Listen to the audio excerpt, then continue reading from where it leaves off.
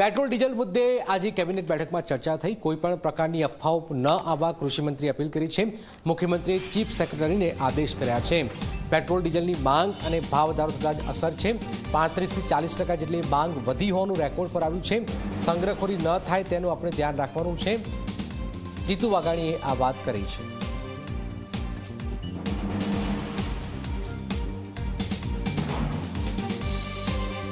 આજની કેબિનેટ બેઠક માની મુખ્યમંત્રીશ્રીના અધ્યક્ષસ્થાને મળી આમાં ખૂબ ચર્ચાઓ થઈ છે।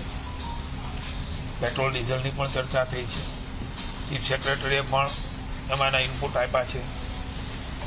એનું મોનિટરિંગ પણ થયેલું છે। જ્યાં જ્યાં મુશ્કેલીને સમસ્યા જણાય ત્યાં તુરત જ પેટ્રોલ ડીઝલ પહોંચાડવાની વ્યવસ્થાઓ પણ કરી છે। કેટલીક ફરિયાદો અને કેટલીક બાબતો મળી છે ત્યારે એનું પણ મોનિટરિંગ કરીને લોકોને તકલીફ ન પડે એના માટે માનનીય મુખ્યમંત્રીશ્રીએ ચીફ સેક્રેટરીને આદેશ કર્યો છે અને એ પ્રમાણેની વ્યવસ્થાઓ લોકોને મુશ્કેલી ન પડે પણ લોકો અકળાયા વગર જેટલી જરૂરિયાત છે એટલો ઉપયોગ કરીએ।